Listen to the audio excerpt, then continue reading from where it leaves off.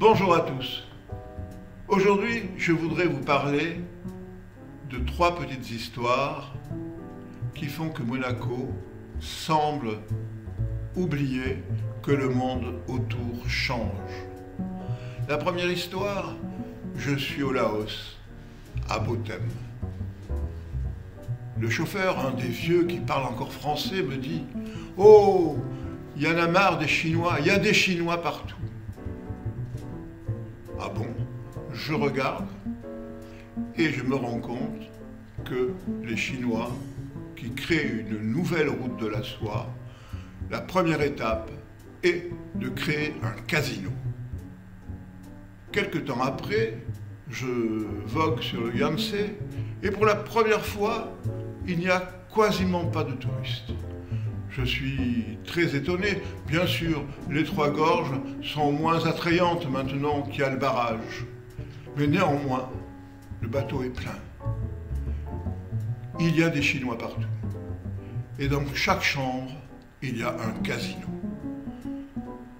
Arrivé à Monaco, je dis à qui de droit, peut-être ça serait intéressant de voir comment vous pourriez faire venir des Chinois pour jouer au casino, car le goût du risque est une attractivité forte des Chinois. On me répond, ah ben il y a un problème, les Chinois mangent chinois. La deuxième étape, la déclinaison continue. Je suis encore élu et je rencontre à Séoul le ministre de la Culture avec les Manitou qui dirigent réellement la Corée du Sud et il me propose de créer une relation culturelle entre la Corée du Sud et Monaco. Je reviens à Monaco et je raconte à qui de droit cette histoire et qui me répondent « Oh, mais c'est où la Corée du Sud ?» Je laisse tomber. Les élections sont terminées et je me retrouve au Brésil, à Rio.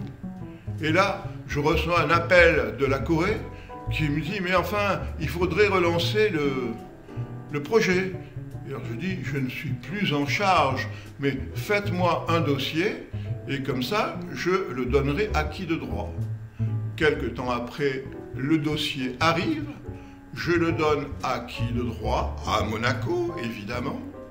Comment bâtir des relations, je le rappelle, culturelles entre la Corée du Sud et Monaco. Et au bout d'un mois et demi, n'ayant pas de nouvelles, je téléphone à qui de droit et on me répond gentiment, mais on a perdu le dossier.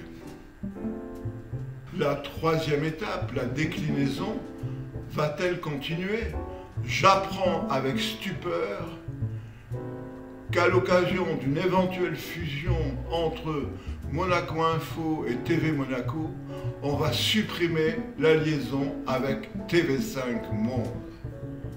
TV5 Monde, je vais vous dire, c'est 23 minutes d'écoute par jour par les opinions françaises et quand on regarde sur 4 semaines, c'est 6,2 millions de téléspectateurs.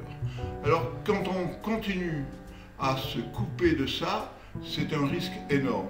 Il y avait la Chine, il y avait la Corée, et aujourd'hui, le reste du monde, certains veulent le supprimer. C'est extraordinaire et vraiment triste. Je voulais le dénoncer. Merci à tous.